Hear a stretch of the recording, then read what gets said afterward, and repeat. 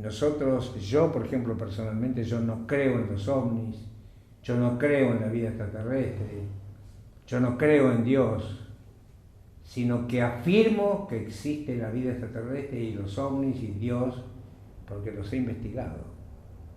Cuando yo dudaba tanto de Dios y de Jesús y eso, los investigué para no creerme solamente con la creencia, sino tener la seguridad de que estas entidades existían. Y Dios no es antropomórfico, ni tiene la barba larga, ni nada por el estilo, sino que auténticamente es una entidad, una fuerza, una energía potente que existe y que es el ordenador de que hoy estamos sentados todos aquí. Y también investigador y periodista es este señor.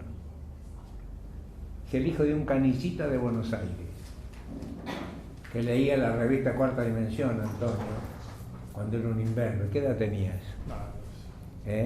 12 años, 13. Sí, más o menos. Nada. Ahora no tiene nada, pero no existe. Y fue este señor investigador, este señor periodista, este ser humano muy macanudo, que se recibió como director de cine en la Escuela de Avellaneda, nada menos con el señor Luis Sepúlveda, un talento del cine, sabe muchísimo de cine, sabe muchísimo, después estudió guión, nada menos que en la escuela de Alberto Migré, no en la escuela, bueno, era la escuela un poco de Lícer, cuando la dirigía Alberto Migré, un hombre que también fue uno de los inventores de Fabio Serpa, ya cuando era actor. Lo sacó de un radioteatro que estaba haciendo y empezó a hacer cantidad de cosas junto con él y fue muy importante y fue quizá uno de los mejores autores de telenovelas y de radioteatro que hubo en Argentina. Él es director, es guionista y hace 2 años vino a la fundación, me escribió un mail que quería hablar conmigo porque quería hacerle un homenaje a una figura perdida. Nunca me olvidaré cuando me dijiste eso, Diego. ¿Por qué la gente no recuerda a Guillermo Alfredo Terrera? Doctor Guillermo Alfredo Terrera, uno de los antropólogos mejores que tuvo la Argentina.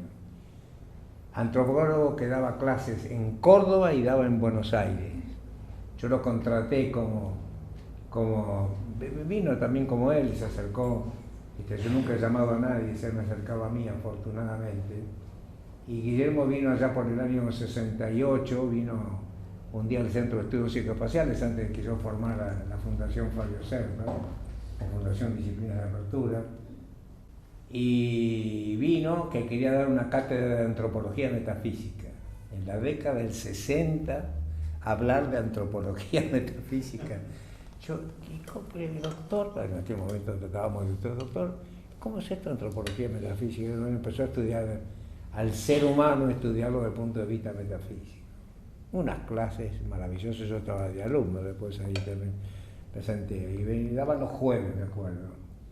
Y un jueves terminó la clase, yo a esa clase no había podido ir porque había tenido un compromiso, y estaba ahí en la dirección. Y él baja del segundo piso al primero, y me dice, hola, ¿qué tal, Fabio? ¿Cómo andó la clase? Bien. ¿Sabés qué? El otro día estuve leyendo, porque él hablaba muy así, ¿sabés qué? Yo estuve leyendo los mitos y leyendas de los comechingones. ¿Vos leíste Yo, mirá, sí, los leí, pero no los recuerdo bien. ¿Vos sabés que tendríamos que estudiarlo de estos tipos? Porque estos tipos hablan lo mismo que estamos hablando nosotros ahora, Y empezamos a investigar y mire el lío que hicimos con Terrera. Capilla del Monte tendría que, yo creo que en el 0,1% de los hoteles, restaurantes, cabañas, etcétera, que no hubieran dado hubiéramos sido millonarios. Y nos creían unos locos cuando inventamos el Triángulo de Fuerza de Córdoba, unos locos totales. Y este chico, ¿qué edad tenés? 36. Nada. Bueno, para los 36 años hemos hecho bastante de pelota. Este señor de 36 años, tenía 34 por supuesto cuando vino, quería rescatar una figura que se llamaba doctor Guillermo Alfredo Terrera. Y a él le había impactado mucho el tema que los trajo hoy a ustedes, el bastón de mando. Yo te agradezco profundamente, Diego, y por haber hecho este libro, que para mí fue un orgullo hacer el prólogo de este libro, que Dios quiera que lo adquieran ustedes, porque está, todo lo que vamos a hablar ahora vamos a estar más profundamente metidos todavía. Y Diego, ¿qué es el bastón de mando? Bueno, ante todo, gracias. No, por Dios. Gracias por, en aquel momento... Yo te agradezco, sí, las gracias es muy lindo darlo, como pedir perdón también es muy lindo. Y te agradezco que me digas gracias, pero te lo mereces. Porque sos un argentino pensante y sensible, fundamentalmente, y esto es lo importante. Bueno, ¿quién es Terrera y qué es este bastón de mando? Bueno, antes de adentrarnos en Terrera, Guillermo Alfredo Terrera, hay que decir un dato que es fáctico, es un dato de hechos. Que el principio del bastón de mando existe. No está ni desaparecido ni extraviado, existe, no está fragmentado en pedazos dispersos, que es un poco, esto lo digo siempre porque uno cuando empieza a buscar información del bastón de mando online empieza a encontrarse con todo un torrente de historias que son, algunas desopilantes, otras son muy subjetivas, pero el bastón es un objeto físico que tiene 1,10 metros de largo, de una piedra basáltica negra.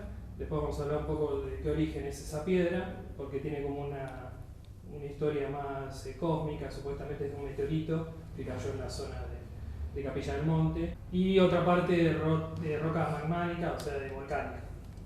Entonces tenemos este bastón que mide 1,10 metros, tiene una punta cónica de 4 centímetros, como fuera un misil, pesa 4 kilogramos y ha desatado desde el momento que Terrera empieza a difundir el mensaje del bastón de mando, que es a partir del año 78, despertó el interés de muchas personas, y una de ellas aquí, el profesor Serpa. Fue el primero que le hinchó las guindas con ese bastón de mando.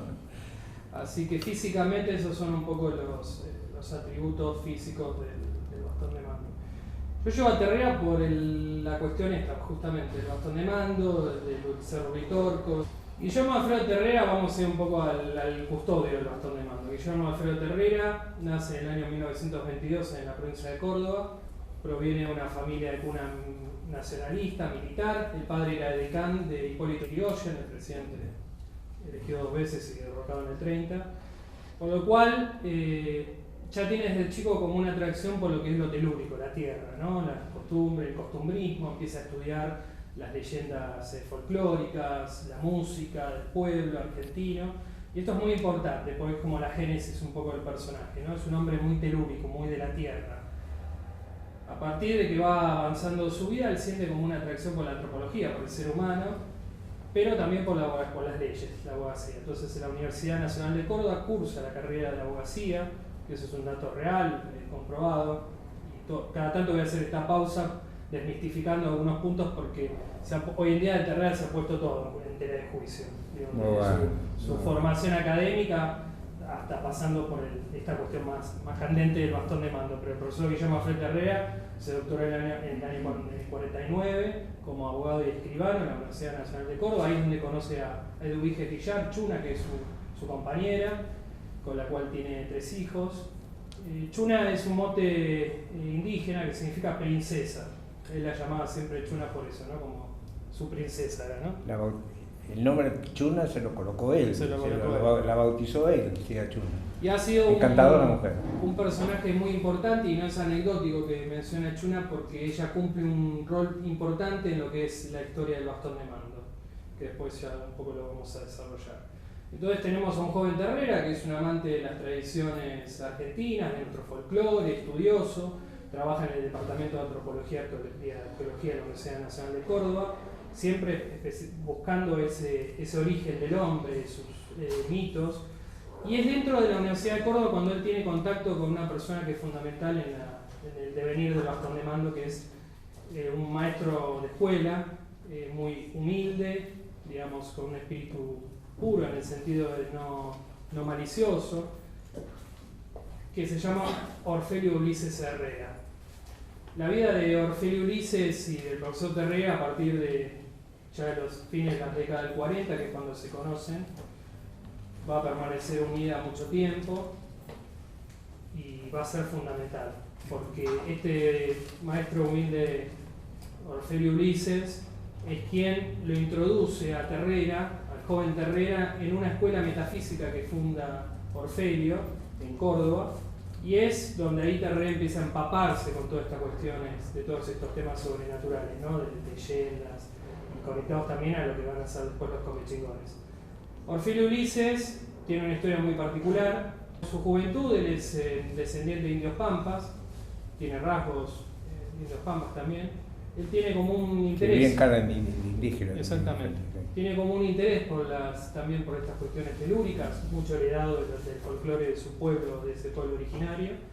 Y ahí no sabemos bien qué es lo que él lo lleva a viajar hacia el Tíbet en busca de las escuelas metafísicas herméticas, puntualmente la ciudad de Shambhala, que es una ciudad etérea, física, depende del punto de vista. Tiene acceso por los maestros herméticos a la ciudad de Shambhala y pasa 8 años estudiando estos secretos iniciáticos, es iniciado, y al término de cumplir los estudios de 8 años le encomiendan una misión, que es encontrar este objeto, este toquilítico, este bastón de mando.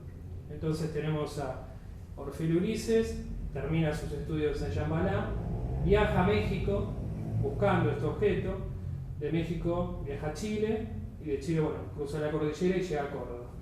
Y aquí entramos en un tema complicado, que es algo que el propio Terrera lo pone de manifiesto en sus libros, como él preguntándole al maestro Orfelio Ulises cómo hizo, con qué medios económicos hizo para que un joven, digamos, pobre pudiera viajar hacia el Tíbet, digamos, en una década complicada, como los 30, donde no había los medios de transporte cómodos. Son interrogantes que son interesantes, que los da Terrera, porque lamentablemente la única fuente que tenemos concreta sobre el bastón de mando es el propio Terrera. No existen fuentes colaterales, uno analizando desde el punto de vista de investigación. Entonces, toda esta información que yo también volqué en el libro son extraídas de libros y cuadernillos que editaba Terrera.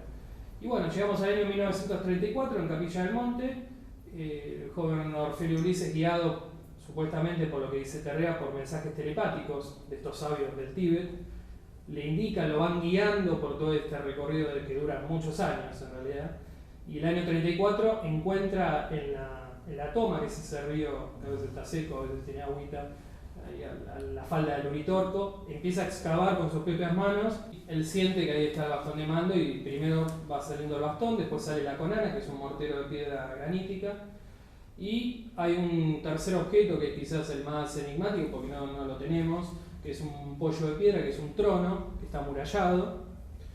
Supuestamente, yo un poco pesquisando, entiendo que pudo haber pertenecido al que mandó construir el bastón de mando, que ahora vamos a hablar, que es Bultán, el cacique de Comechingón. Y esta es una deducción en relación a que el bastón de mando y la conana eran objetos de poder fuertes para este cacique. Entonces, yo hice un poco la inferencia de que ese trono debió haber pertenecido al líder de la comunidad.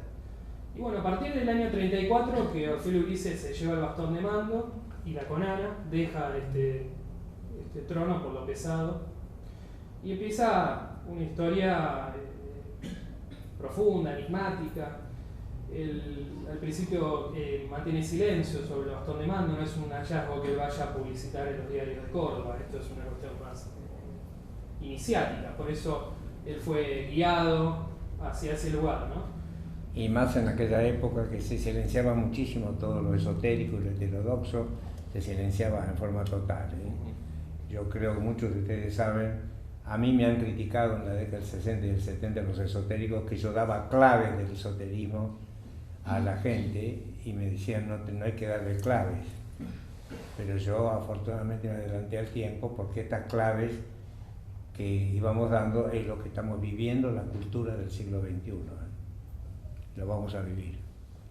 Pero lo importante es una fecha, 26 de septiembre de 1948, ya iniciado Terrera en este círculo hermético que tenía Orfelio dentro de la universidad, que es importante, porque Orfelio, una vez que ya tiene el bastón, crea una especie de preescuela metafísica en la cual participaban distintas autoridades de la universidad, y lo ven a Terrera como un joven interesado en estos temas y como un posible heredero del bastón de mando, ¿no? ya Orfelio estaba con una salud más precaria, y se hace una ceremonia, es el día del cumpleaños de Terrera, el 26 de septiembre del 48, y se hace entrega, Orfelio Ulises entrega el bastón de mando a Guillermo Alfredo Terrera, con la condición, y esto es muy importante, de que durante 30 años no hable el bastón de mando.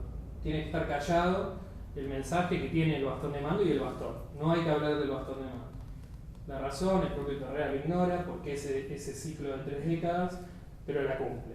Entonces, desde el 48 al año 78, Terrera mantiene silencio. El bastón de mando, me contaban los hijos, era un objeto junto con boleadoras y cuestiones así, más del folclore, que lo tenían en un estante, pero sin hablar realmente de lo que era, ¿no? Los chicos me contaban que era como una piedra, algo así como... Él igual, sí. Igual a determinadas personas, a 3 o 4 personas, les habló del bastón de mando, porque a mí me habló del año 67. Pero era también top secret, yo no hablaba nada, ni nada absolutamente. Él me pidió, por favor, como yo tengo mucha llegada a los medios, de que no hablan absolutamente nada de esto, pero es un poco, funcionó Terrera con el mismo criterio de la gente de la Conmovisión Andina. A mí me daban datos de la Conmovisión Andina en la década del 60, del 70, del 80, que después se fueron cumpliendo en la década del 90 y eso, porque ellos saben, y quizá Terrera sabía también, a quién le decía algo del bastón de mando, porque ellos saben y saben a quién dirigirse y quién puede entender la realidad que estaban viviendo esotérica. Así que a partir del año 78 vamos a cuadrar un poco en qué estado estaba Terrera. Él era docente de la Universidad de Córdoba de Buenos Aires, se mudó la familia Terrera a partir del año 65, 67, ya estaba viviendo aquí en San Isidro, en la localidad de San Isidro, provincia de Buenos Aires. Así que en el año 78 Terrera ya estaba en Buenos Aires trabajando como docente, trabajando también en la Universidad de El Salvador, la Universidad de Buenos Aires. Él lo manifiesta en sus libros que él amaba ser docente, él nació para enseñar, para aprender información y para volcarla. Fíjense que en ningún momento él, cuando empieza a difundir el mensaje del bastón de mando, hace un negocio de esto. Era tan sagrado el tema, lo esotérico, lo hermético, que él en ningún momento hizo un lucro de esto. Ni tampoco, por lo menos, el primer circuito de discípulos que tuvo, ¿no? Él quería difundir el mensaje del bastón de mando. ¿Y cuál es el mensaje del bastón de mando? Lo que llama el vaticinio porque es algo que va a suceder en el futuro, que el bastón de mando, sostenido por la persona que lo debe tener, que podemos hablar ahora de las circunstancias que está actualmente, en un momento de colapso mundial, que puede ser económico, geográfico, geopolítico, va a ayudar a enderezar, a traer balance nuevamente a la humanidad desde el cono sur. Esto es importante, porque la visión de Terrera es siempre desde el cono sur para el resto del mundo. Como esa visión la compartían Solari Parravicini, Romaniuk, muchas personas, sí, claro, que usted también conoció, que desde el cono sur se iba a abrir esta luz y el bastón de mando en la persona idónea, que tiene que tener un perfil como lo tuvo Orfelio Ulises. O sea, y te lo digo, para esta actualidad, lo saben, todo esto que estás hablando vos, lo saben en el Vaticano. Por eso el Papa Sudaca, clarito. Jorge Mario lo nombraron porque tenía que ser el Papa Sudaca. Todo va a pasar por Sudamérica, lo sabemos y se va a suceder así. Adelante. Un poco tajante la cosa. Sí, ¿no? Así que bueno, Terrera en el año 78 empieza ya a escribir sobre el bastón de mando, lo empieza a estudiar los mitos de los comechingones, empieza a estudiar quién fue el que mandó construir el bastón de mando, porque digamos, en las pocas fotografías que hay del bastón, o incluso hay una sola filmación del bastón, que fue una entrevista que se hizo en el año 89 de Jiménez del Oso, el doctor Jiménez del Oso y Juanjo Benítez, que fueron a San Isidro, hicieron 2 jornadas de rodaje. Entonces Terrera, ya en la década del 80, se dedica en principio a hablar del bastón de mando y a crear lo que se llama la Escuela Hermética Primordial de las Antípodas. Un grupo muy reducido solamente podía participar de esas clases. Terrera tenía una entrevista primero con los candidatos y después los ingresaba a la escuela, que funcionaba allá en San Isidro. que por lo que me han contado discípulos, cuando se entraba a la casa de Terrea había una mesa de madera donde él tenía todos los libros, tenía el bastón de mando y todos los libros que él había producido, que son más de 70, de todo tipo, ¿no? De antropología, del bastón. ¿Quién empezó a editarle primero a Terrea? La primera edición del bastón de mando, sí. El Caballero, en la editorial Uritorco. Claro, porque él venía con todo esto, inventé la editorial Uritorco, justo que era una cosa que habíamos investigado juntos, y los primeros panfletos muy horribles en las ediciones, pero bueno, no teníamos plata. Y bueno, en la década del 80 Terrera se dedica plenamente junto con sus alumnos a accionar el mensaje del bastón de mando, ¿no? A preparar a todas estas personas los conocimientos esotéricos. Tuve suerte que hace poco tiempo accedí a filmaciones en VHS de las clases de Terrera, por lo cual se me terminó un poco de clarificar que no era algo muy complicado. En realidad lo que hacía Terrera, tenía un proyector donde pasaba diapositivas y él iba desarrollando temas, ¿no? Es una clase de docente-alumno pura, sin ningún elemento tecnológico salvo este proyector. Sí, como él quería. Por eso resalto de que él amaba la docencia y hasta sus últimas horas se presentaba más que como investigador o metafísico o doctor en leyes, como un docente, ¿no? Él amaba realmente la docencia. Entonces tenemos desde la década del 80 hacia allá fines del 90, cuando pierde la vida en el año 98, en noviembre del 98, tuvo una etapa muy intensa difundiendo el mensaje del bastón de mando, difundiendo otras investigaciones como de Parsifal, de Erx, del Uritorco, de los triángulos de fuerza. Sí. Así que él se dedicó plenamente a estas cuestiones, ¿no? A estudiar, a todas esas informaciones que muchas veces los libros que tenemos de Terrera, metafísicos, antropología metafísica, Wolfram Eisenbach, El Valle de los Espíritus, que son como la tríada de libros. Y vos que sos lector de cuarta dimensión, ¿sabés después lo que creamos con Guillermo? Para dar un poco lo que hacía el Gabo también, Gabriel García Márquez.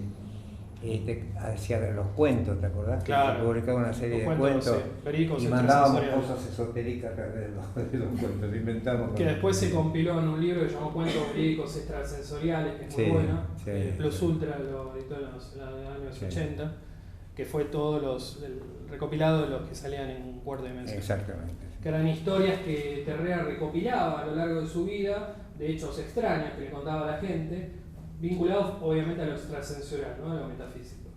Así que Terrea se dedica los últimos más o menos 15 años de su vida a difundir el bastón de mando.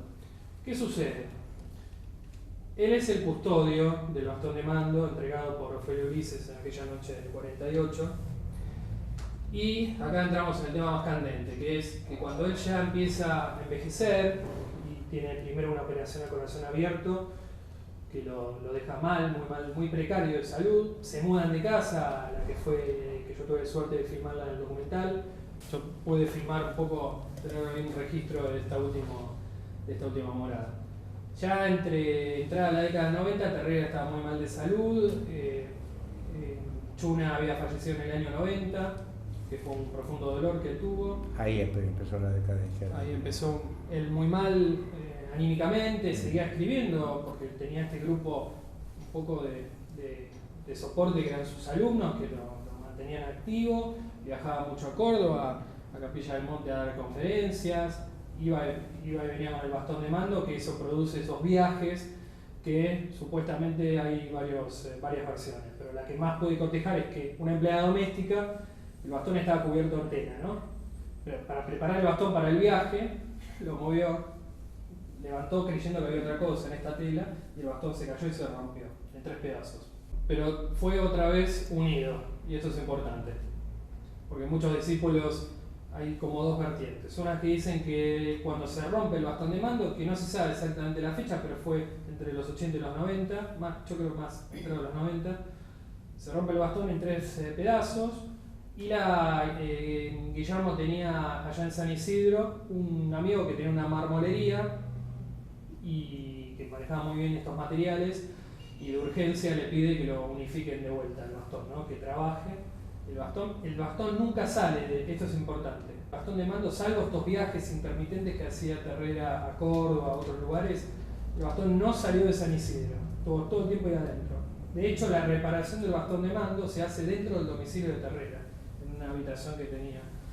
Y bueno, lo que me contaban los hijos, que durante ese periodo de reparación, que fue muy delicado, esta persona tenía como golpes, el bastón le irradiaba como la energía, le daba como golpes, por lo cual eso lleva a inferir, en base a esa información, que el bastón no se había desactivado, sino que estaba activo, ¿no? Entonces se lo vuelve a recomponer, y ahí es donde Terrera siente un poco el peligro, por su edad, los efectos de su edad, porque todavía no había un sucesor del bastón de mando. Él no sentía que entre sus alumnos había la persona que era la depositaria, el nuevo custodio.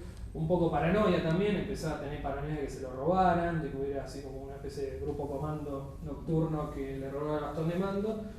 Por sugerencias también de algunos alumnos, hace una copia, que hasta donde yo tengo investigado, hay, después vamos a hablar de las otras copias, pero hay una sola copia legal, vamos a decir, que es diferente, está hecha en otro material, de hecho es un tono, no es tan oscuro como el bastón de mando. El bastón de mando es una piedra muy, muy oscura, esta réplica era una especie de material más gris.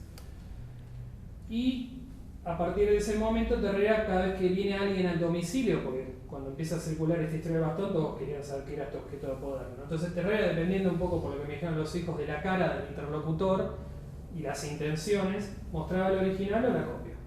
Pero básicamente, en los últimos 8 años de Terrera es la época más candente, y la salud de Terrera ya termina de deteriorarse después de esta operación de corazón abierto, cuando él se agacha para prender la televisión y se tropeza y se cae y se rompe la cadera, y esa fue la situación que lo termina de conducir a ser hospitalizado y que acelera un poco el proceso de su partida física, ¿no?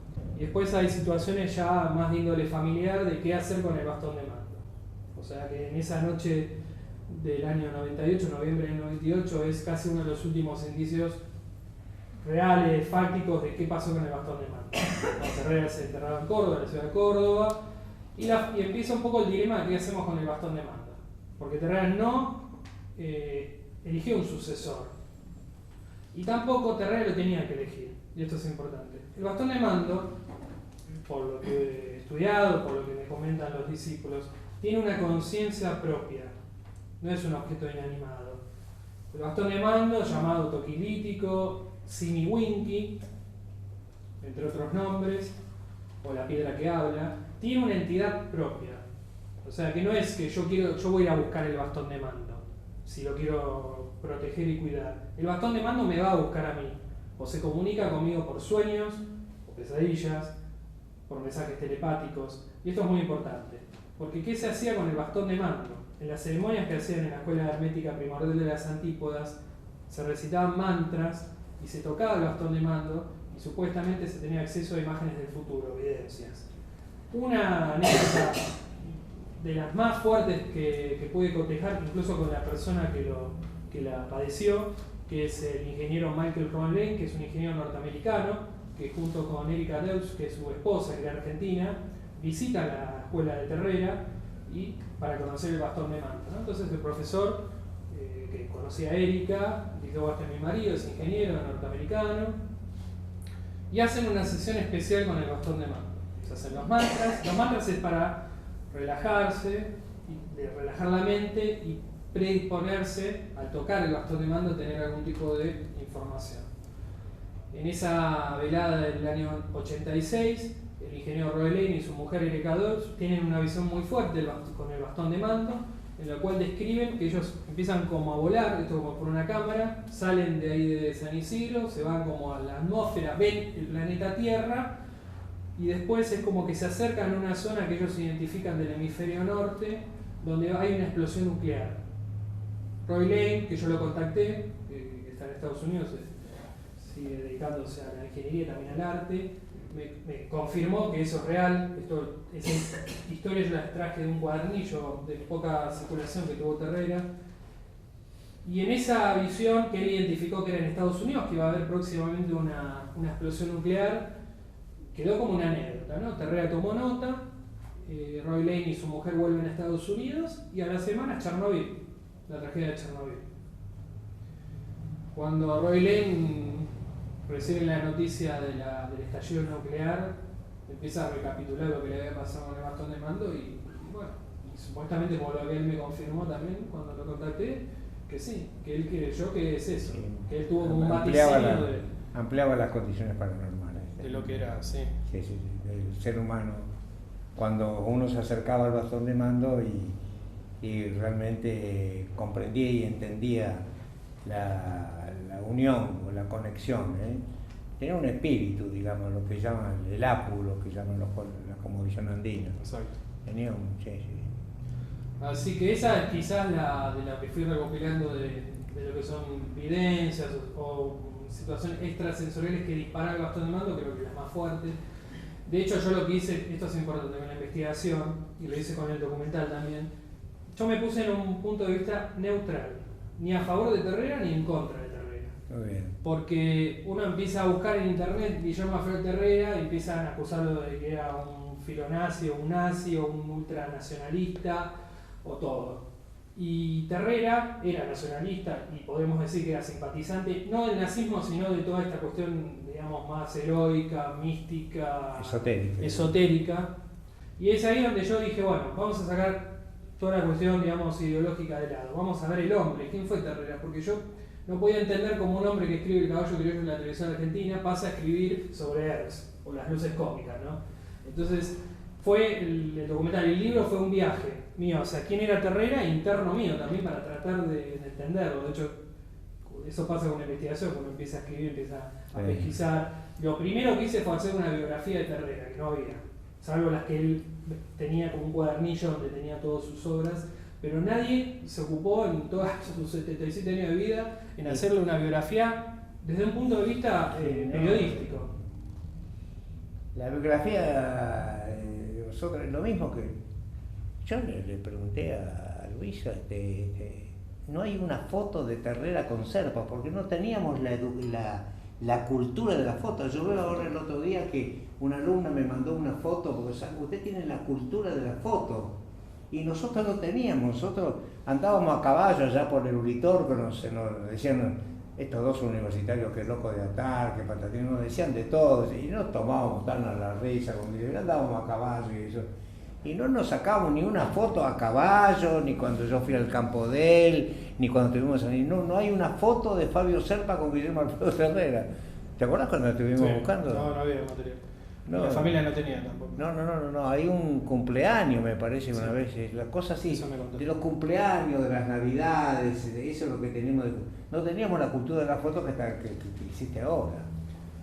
Así que hay en ese camino difícil, porque incluso es todo complicado para hablar de Terrera en torno a, por eso, hice primero hago la biografía y después empecé a buscar material fotográfico, que también había poco. Ahí Nicolás y Victoria les tengo que agradecer mucho a los dos de los hijos porque me dieron fotos, me dieron cuadernillos que yo no tenía idea que incluso que tenía Terrera, porque está en vasta la obra de Terrera, que sigo encontrando material nuevo todo el tiempo. O sea, de hecho, ahora que me facilitaron material esto de la escuela hermética, en VHS pude finalmente entender cómo era el funcionamiento de esta escuela, ¿no? Pero básicamente, desde mi investigación neutral, de corte periodístico al principio y ya después cinematográfico, hago la biografía y trato de entender por qué Terrera llega al bastón de mando y cuál es el mensaje del bastón de mando, ¿no? Que es muy importante. Y cuando contacto a los chicos, a Nicolás Terrera al principio, mediante el contacto de un artista plástico marplatense que es Sergio Menossi, que le tengo que agradecer en realidad muchísimo, porque fue él quien me acerca a la familia Terrera. En las primeras charlas con los hijos de Terrera les pido esto, si tenían fotos, si tenían más datos, y yo creía que iba a ser el número 50 de lo que me comuniqué para entrevistarlos. Me dijeron no, desde el 98 que falleció papá, jamás vino nadie a hacernos una entrevista. Como que no, fue como algo nuevo, así que la verdad que fue una experiencia muy fuerte. Filmamos las primeras entrevistas en la última morada de Terrera antes que se vendiera la casa y la verdad que fue muy interesante. Pude verla con Ana, que la con Ana sí está más accesible y el bastón no. La última imagen que hay del bastón de mando es del año 2001, que Miguel Blanco, que es un gran periodista radial español, viaja a Argentina por este tema del bastón de mando, que ya había hecho entrevistas a Terrera en vida. En el año 2001 viene contacta a la familia Terrera y se le muestra el bastón, que había estado enterrado nuevamente. Y ese proceso de haberlo enterrado nuevamente el bastón de mando, como aquellas veces de 34 cuando lo encontró Ofelio Ulises, deterioró el pegamento, por lo cual el bastón estaba muy frágil. Pero es en ese año 2001 que es la investigación de Miguel Blanco, que tiene contacto con los hijos, entrevistas principalmente a Guillermo Hijo, al hijo mayor, se sacan fotos del bastón de mando, se hace la entrevista en audio, vuelve a España y en la revista Más Allá de la Ciencia del año 2001 se hace una nota sobre el bastón de mando con fotos actuales, ¿no? Del 2001 hasta ahora, 2014, no ha habido nuevos registros, por lo menos fotográficos o fílmicos del bastón de mando. Entonces hay toda una cuestión enmarañada y oscura. Pero ¿por qué digo que el bastón de mando existe hoy en día? Porque los discípulos más fieles de Terrera, que son los que se han quedado hasta las últimas con él, me siguen confirmando que el bastón está, pero está apagado, está como inactivo. ¿Por qué? Porque la persona que tiene el bastón de mando no es la elegida de tenerlo. Por lo cual el bastón, si está en contacto con una persona que no es, o que tiene intenciones oscuras, queda inactivo. Por más que uno lo toque, haga mantras, no funciona. Por lo cual, si uno traza un poco el recorrido de quién fue el que encontró el bastón de mando, Ofelio Ulises, un maestro rural, una persona común, de buen corazón, supuestamente el próximo poseedor, tiene que ser convocado por el bastón de mando. O sea, debería recibir sueños, imágenes, y lo debería guiar hasta donde está, como pasó con Ofelio Ulises. Así que esta es una historia como apasionante, con muchos vericuetos. Hay todavía hoy en día aparecen otros bastones de mando. El más desopilante fue que hace unos pocos días que por Facebook me dijeron, mirá, acá está el bastón. Entonces, como yo estoy todo el tiempo buscando información, porque la investigación no la terminé, la empecé en el 2000, ya en 2011, 2010, hace un montón de años. Me siguen mandando gente relatos de él, anécdotas cuando era como docente, como metafísico. Y me dan el dato que hay un bastón de mando en Ongamira, en la localidad de allá de Capilla. Un tal Antarel Elohim, que tiene un nombre como importante, ¿no? Como una persona así iluminada, subió al Facebook una foto donde él hizo una ceremonia abriendo un tal portal de no sé cuánto, que no era de él, sino que era otra cosa, y mostró un bastón de mando, que es así de chiquitito. La punta parece una estaca, pero se fue para matar a un vampiro. Yo lo vi, claro, yo no soy un defensor, no me convertí en el defensor de Terrera, pero sí soy un tipo que me gusta pesquisar la información y si hay un dato erróneo, tratar de enmendarlo de alguna forma. Entonces ahí en Facebook había comentarios de todo. Discípulos de Terrera diciendo que ese no era el bastón de mando, otros diciendo no, es el Simiwinki, es el bastón.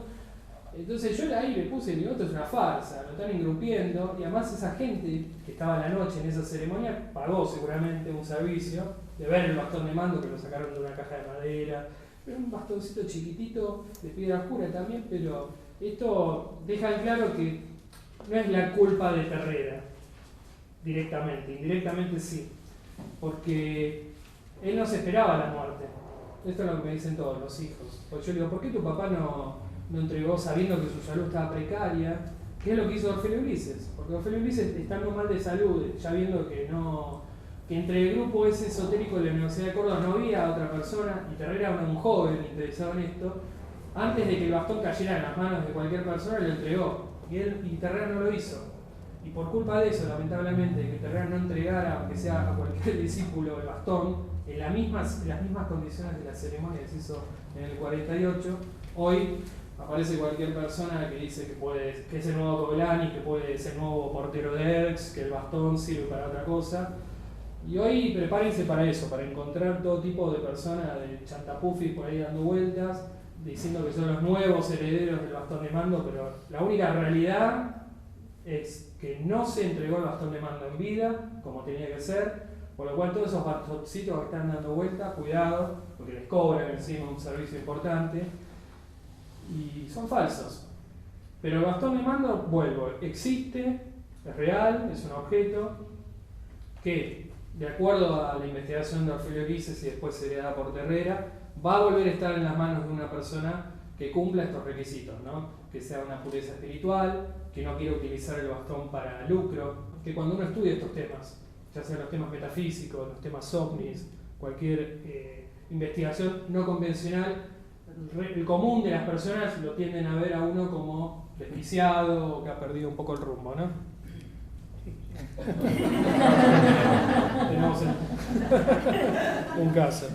Yo mencioné que Chuna Eduige, la primera esposa de Terrera, era importante no solo como compañera y consorte del profesor, sino que en la, vamos a decir, mitología un poco del bastón de mando, o la simbología mejor dicho, el bastón de mando debía siempre estar de forma vertical.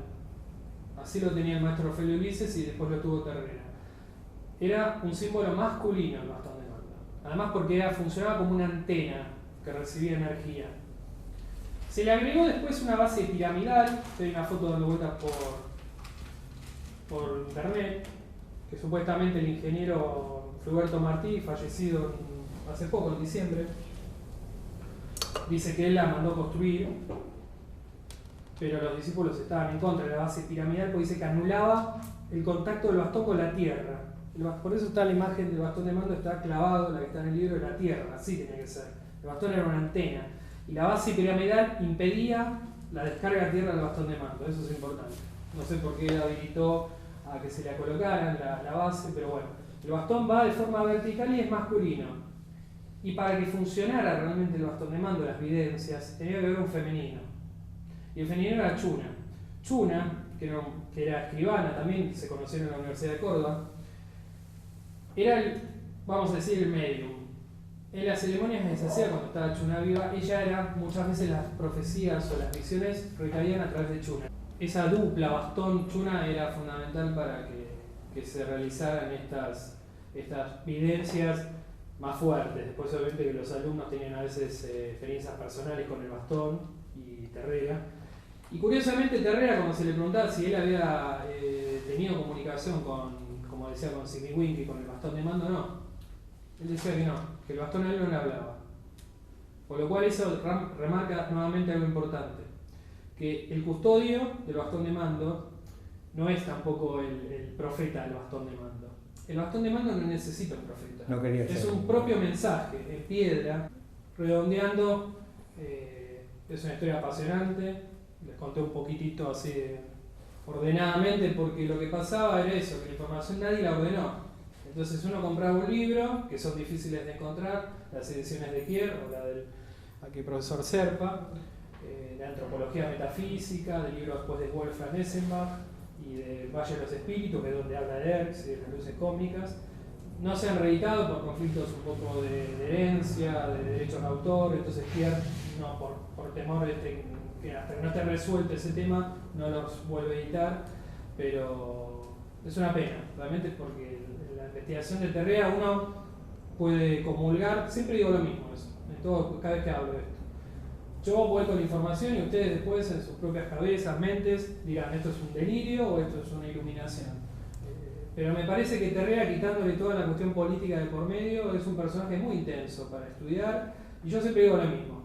Yo fui quizás el primero que me tomé en serio a Terrera y lo traté de construir con el documental y el libro, y que sea una puerta de entrada para que después, a futuro, nuevos investigadores puedan seguir profundizando, porque hay aristas de todo tipo, y con mencionar una sola, que él era amigo íntimo de Saddam Hussein, de Gaddafi, estaba muy conectado con la Liga Árabe, y a él y con esto cierro así como con un golpe así de efecto, pero a él, estos líderes de Medio Oriente lo vieron a Terrera y lo trataron de preparar como presidente de Argentina. De hecho hubo un intento de financiar la campaña política porque sintieron que Terrera podía ser una persona, junto con el bastón de mando, ideal para, desde el Cono Sur y con los países emergentes en aquel momento, África, Medio Oriente y China, ser un punto de iluminación, un faro de luz para el resto del mundo.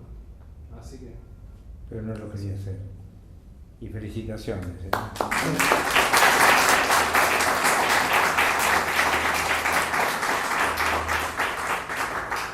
Las palabras finales de Diego fueron los que yo siempre opino. Él es investigador, pero tiene que mirar objetivamente al personaje que le tocó, al tema que le tocó, al símbolo que le tocó investigar, y tiene que mirarlo objetivamente y después sacar las conclusiones del sí y del no.